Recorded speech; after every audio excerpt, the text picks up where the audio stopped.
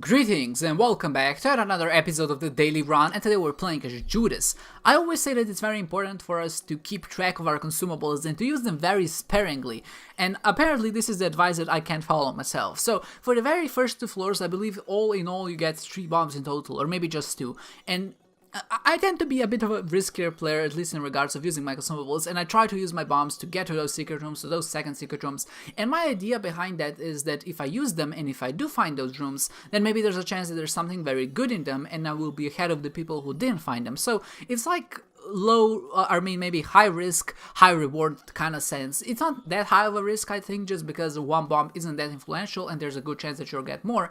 But sometimes, like in this case, you get a daily run, which you just don't get any bombs, and you sadly can't use them on the second floor. And I missed so many opportunities because of that.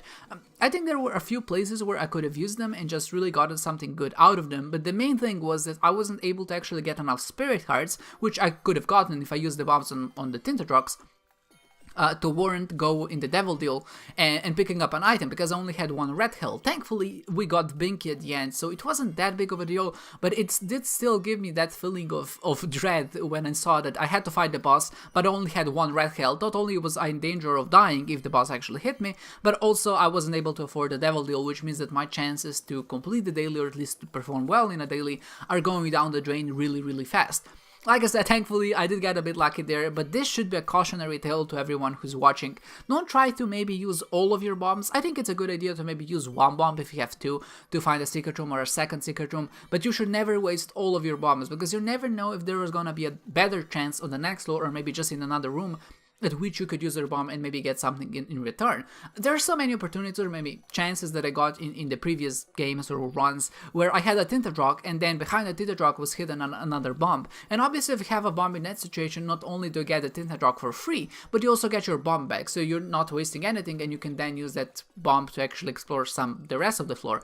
But if you just go in and use that bomb and try to find the secret room, you're not gonna get anything out of it, if you of course don't happen to find it. And especially with some of how the floors are, and especially the first floor in general, is a floor that's designed in a way which is just, it generates differently because of how small it is. Secret rooms sometimes don't make sense, and I think that's something that everybody has experienced, is the symptom of the first floor or whatever, when you try to find the secret rooms and you just can't, because they seem to be scattered quite randomly. Unless you have really a lot of bombs, it's usually not a good idea to go for them, and that's also the reason why I do go for them, even though that's kind of a contrary as to what I'm saying right now. You shouldn't probably risk it so much in hopes of doing it, but I still do, and sometimes it works, sometimes it doesn't. I don't know what else to say.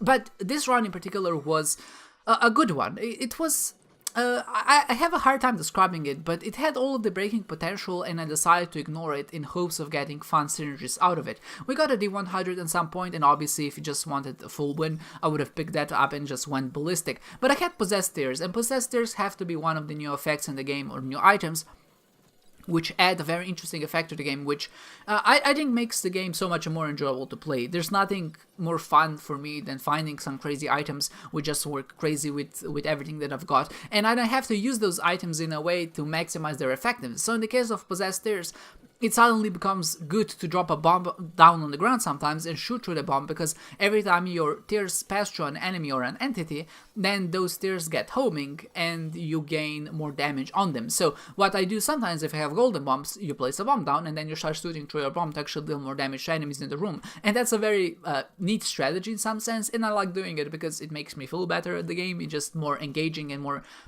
experience, so to say, and that's why I do it. But obviously, because some of the new items, or let's say most of the new items, don't really work well with some of the old items, in this case technology, I thought that something cool was gonna happen. I don't know why I expected that, because I know that technology, Brimstone doesn't work with Possessed Tears, even though it would be a really cool synergy if you imagine it. It would be a straight beam right until it hits the first enemy, but then after that it would start homing. I'm pretty sure that that's possible. I think that's even possible to do with what we have now with the modding tools that we have now, but I do imagine that it might be a bit cleaner to implement if they actually did it in their own native source code. But I thought that it was going to work with technology, but that was really more of a high hope than anything else, because technology like Brimstone is just a beam, and if one beam doesn't synergize, I think it's safe to assume that the other beam won't synergize as well. And it was kind of sad, because I ruined the synergy for me. I ruined a very fun item. Possessed Tears just holds a very special place in my heart, And it was one of those items that I just found and I immediately fell in love with just because of how special and unique it is. And I do think that the game needs more of those items, and I think it needs more synergies, damn it. There's nothing more disappointing than picking up two items which work really well when they're not together, and when you combine them, they just end up not doing anything. Items overwriting each other has to be by far the worst feeling in the game, and I would wish that that would be reduced to some extent. I'm not really sure how you could do it, and obviously you can't really write a synergy for every single item in the game, but if I had to say that there's some gripes I have about the Binding of Isaac, it's how often it happens, especially in Afterbirth Plus, or I would say just in Afterbirth Plus exclusively. When I pick up certain items, they don't just work together. It's a bummer. What can you do? At least we have this fun technology, Lump of Coal combo. That's a pretty strong combo, and a lot of people don't realize that, because Lump of Coal adds static damage to your technology tiers, I mean lasers, whatever. It gets increased damage proportionally, and with technology it works okay, but if you have technology too, it's actually amazingly good, because when you get an extra added damage on top of that, and because technology too shoots really fast, it's not affected by the damage reduction you get for picking up the item in the first place, which means that you're basically dealing the full amount of damage at the end of your beam. But just because of how fast you're shooting, and because of that flat damage, you actually melt a lot of enemies really fast. That's why I say the Lump of Coal is not only good because it does do a lot of damage, but it's also one of those items that really works well with some items and maybe not so well with others. That's not to say it's always, it's sometimes a useless item. It always does something, and that's what I enjoy about it, but it has different degrees of usefulness, or maybe different degrees of just how powerful the item is. And I think that's one of those aspects of an item that I think should apply to most items in the game, just to make them a bit more engaging and fun. A lot of familiars fall into that same category where they're never useless, but their effectiveness varies on just where you are in the run, or maybe what kind of run you're going for yourself, and that's again I think a good item. But then you have some items which are just statically good. You pick them up and they're always good regardless of circumstance, and those items are like something like Room Bag maybe, or maybe some items like Sackboy, and obviously those items will always work for you regardless of the run, and you're gonna get some benefit out of them. And then I have some items which just don't work in certain situations, and they don't do anything, as opposed to when they do something. And I think that's also a good balance. I would say that something like that is maybe Polyphemus, or maybe the Eve's Mascara, or maybe Soy Milk. In some cases it can be really good, but in some cases it can actually turn out to be pretty bad. I guess they fall into that same category in the first items, but the distinction I make here is that the first items are always useful, and this other case are sometimes actually not just useless, but also detrimental to your run.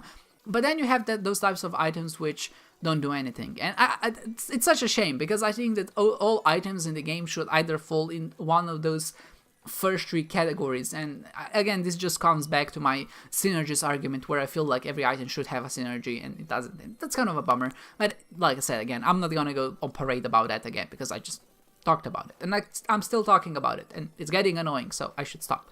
Nevertheless, we are in the Void, and I decided to go to the Void for several reasons. First of all, I wanted a change of scenery. It would be fun to go to Shoal, to explore it, but I'm kind of tired of Shoal, to be honest. I've been to Shoal so many times, there's so many enemies and bosses which I don't really enjoy fighting, so I thought I might as well go to the Void, see a new scenery, just fight enemies and bosses which tend to be a bit easier on average, and get still quite a large of exploration bonus. I think this is the wrong call if you want to maximize your points in most cases, but in this case I think it makes sense, because we had Room Bag and we had Sackboy, and of course with Sackboy not only do you get more sacks out of consumables that drop at the end of the floor, but because the floor is naturally much larger, there's more chances for us to get payouts, and because of that there's a higher chance of us getting runes like Awas runes, Yarra runes, Pertra runes, and because we have there's options which doubles every item that we get from our boss, which means that because there are a lot of bosses here, we're gonna actually get usefulness out of that item as well. In this case it didn't turn out to be that useful. I guess if you had the Pertra rune, maybe we could reroll it,